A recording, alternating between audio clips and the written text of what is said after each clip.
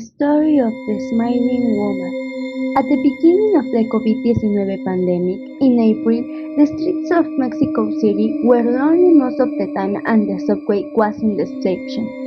I used to leave work at 7 p.m., but that day I decided to leave work early and go out with my cousins to drink something. I was on my way home at 10 p.m., so that's why there weren't people at the transport service, and in the streets I didn't see any people. My cousins said goodbye to me, and in the Coyuya station my trip just started. Usually get off of Patriotis station because I only take one more public transport and that's all. It's not a very long way. However, I was really scared because the subway station was so lonely, like in a horror movie. I started to feel very anxious. I thought that in any moment someone could assault me or hurt me, because I realized that I was the only girl in the subway and only for a man behind me in a dark corner. Since that moment, I feel that something bad could happen to me. When I got to the wagon, I noticed something very spooky. I saw a woman on the other side. She was tall, pale skin, black hair, shiny eyes, and a black dress. I was paralyzed when suddenly she turned her head and she started to see me in a very strange way. It was so creepy. I thought that she was only looking for someone else, but when her eyes found my eyes, she smiled so weird and ghoulish. Suddenly, almost everyone in the subway go off. Only one lady and I were left. I still didn't believe what I saw. Fear took hold me and I just wanted to get out of there as soon as possible. The woman kept her eyes on me.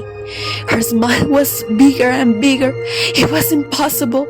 As I approached to the station where I was boarding, the woman came quickly to the window as she wanted to attack me, and she started laughing very, very loudly. I screamed desperately. I thought it was just a bad dream, that the could take effect. But in addition to the fear I had, I felt good and normal. When I got to my station, I got down as fast as I could. People looked strange, but I didn't care. I just wanted to get home. However, when I got to my station, it was dark. There were only 2 people on both sides. Then, something made me want to turn around, and it was the woman. She had followed me. Now, she was right in front of me at about 2 meters. I couldn't believe it. She kept watching me with her bright eyes, her big ugly smile, and with a horrible laugh. I took all my strength to run from there to my house. I was in shock.